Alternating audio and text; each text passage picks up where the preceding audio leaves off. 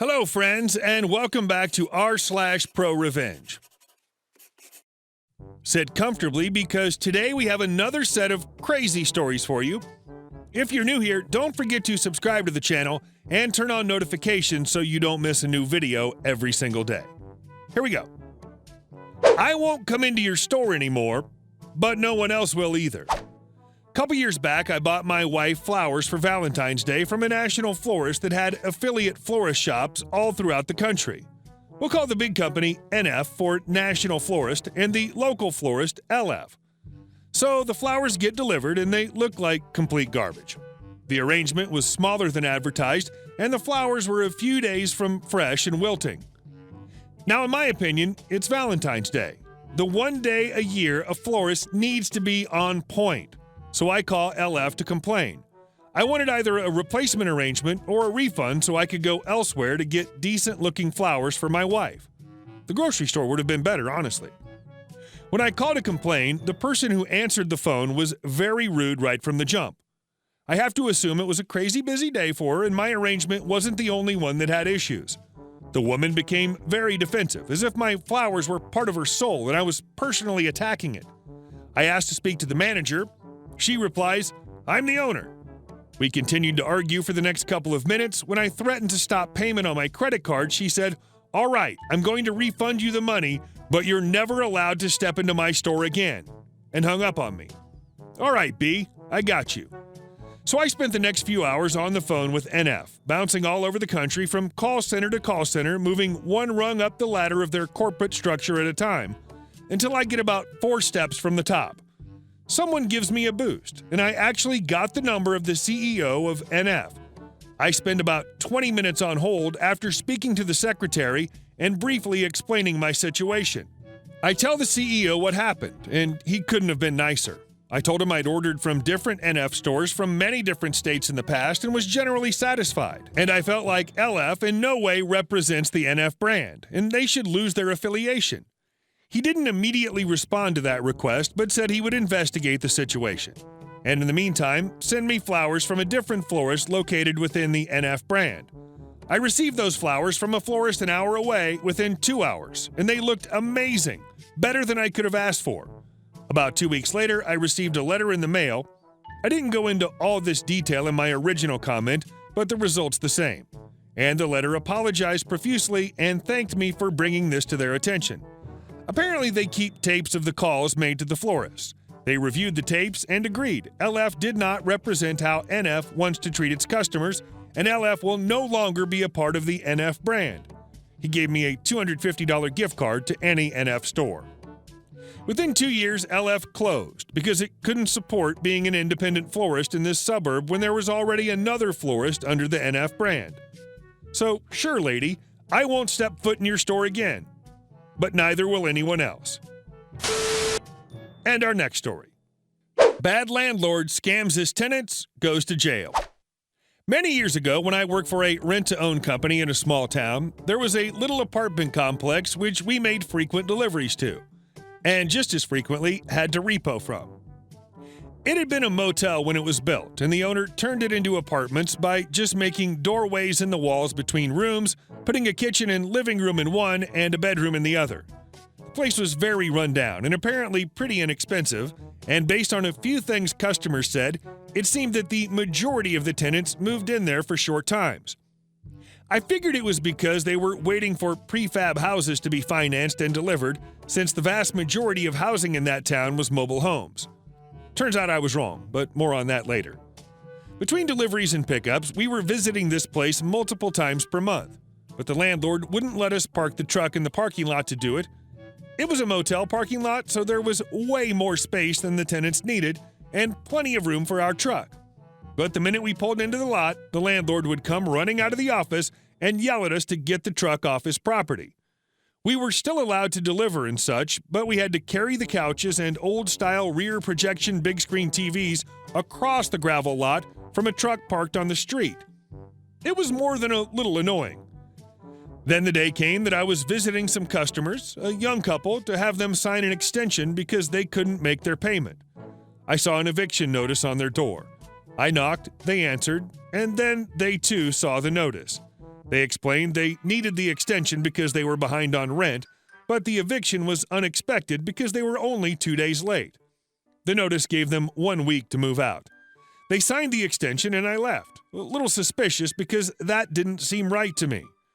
A few days later, I got a call from the couple saying they needed to return the stuff they'd rented because they were being evicted and had to move to a motel.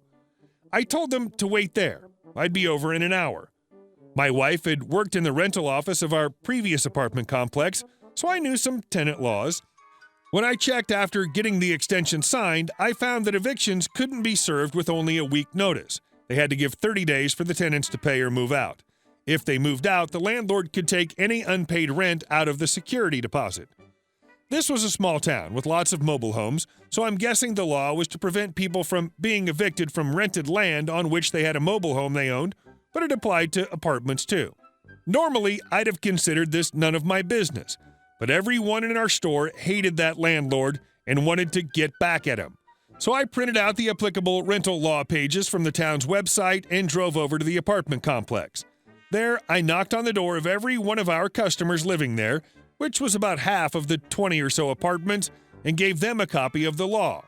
While doing this, I learned that the landlord had been evicting people like that for even being a day late, then keeping their deposits, citing the very law I was giving to my customers, just not the part about 30 days leeway. He charged rent in advance, you pay for the next month at the end of each month, so people were losing their deposits over being 1 day late. On top of that, the landlord wouldn't accept late payments even if they were before his scheduled eviction time, because he made more money by evicting people and moving someone new in, since he kept all the deposits. I told the couple that had started all this that if I were them, I wouldn't move out, and I'd contact a lawyer, or at least the city housing department, and file a complaint. They were worried because the landlord had said he'd have the sheriff's department evict them if they didn't move out in time. There were no local police, small town, but I said that even if the landlord called them, I doubted they'd actually evict them if they cited the law. That was about all I could do, and I hoped it'd be enough. It was. The couple came in a few weeks later to pay their rental furniture and to thank me for all my help, telling me the landlord had just been arrested. They'd filed a complaint, and when the landlord called the sheriff to evict them, it had kicked off an investigation. I never learned what exactly the charges were or what happened to the landlord, but the complex ended up under new ownership, and the new manager had no problem with us parking on their property for deliveries. Also, the number of our repos and deliveries there suddenly dropped, because people were no longer being evicted constantly. I never cease to be baffled and annoyed that people don't know their rights as tenants. Check your laws. Don't take a landlord's word for anything. Stand up for yourself. And our next story. Good luck paying for the car. So this isn't my story. It happened to a friend of a friend, so exact details are difficult to get, but this is what I was told. For ease of story and to hide identities, the names I will use are Jack and Jill. Bit of backstory. Jack and Jill had been going out for nearly 5 years by the point of this story. A year prior, Jill lost her job due to the company she worked for being liquidated. Money got tight for Jill, so Jack offered to help by covering her car payments, monthly installments, road tax, insurance, and fuel, so she could just put the money she got to rent and utilities until she got a new job and was financially stable. Jack had a fairly decent job, so it wasn't really a strain on his income. A year goes by, Jill's still unemployed, but not through rejections. She just got lazy and spent all day doing nothing around the house while Jack was at work. One day, Jack gets off work early and decides to surprise Jill on the way back home, but as he's approaching her house, he sees another car in her driveway. He parks on the street and sneaks up to the house, looks through the window, and sees Jill with another man. Jack was PO'd, but he didn't burst in there. He just walked away, got in his car, and drove off. When Jack got home, he did a little digging and found out who the guy was through Facebook and found she'd been having an affair for half a year with this guy. He was now really PO'd and wanted revenge, and he knew the best way to do it. This is where the revenge comes in. Jill loved her car, even though she barely used it. So what Jack did was stop all the payments that were going out of his bank account and put them onto her bank account. As the car was in her name, it was easy to do. As the payments had only just gone out, he had to wait for the end of the month for his revenge to unfold. End of the month comes, and Jill's bank card is declined at the shops. She calls the bank to find out what was going on, and they tell her she's gone overdrawn because of the car payments going out of her account. Jill phoned Jack and asked why the payments coming out of her accounts and not his. Jack coldly replied, "'Cause I know you cheated on me, and I'm not going to pay for my ex-girlfriend's car," and hung up. Fallout of the revenge, she tried to get Jack to pay for the car, even got lawsuits involved, but as she was the sole owner of the car, it was declared he had not legal responsibility to pay for her car.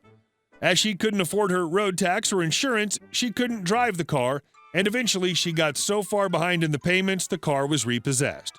To pay the debt, she had to get a minimum wage job and now takes the bus to and from work. Hey guys, thank you all for watching the video, and I'll see you in the next one.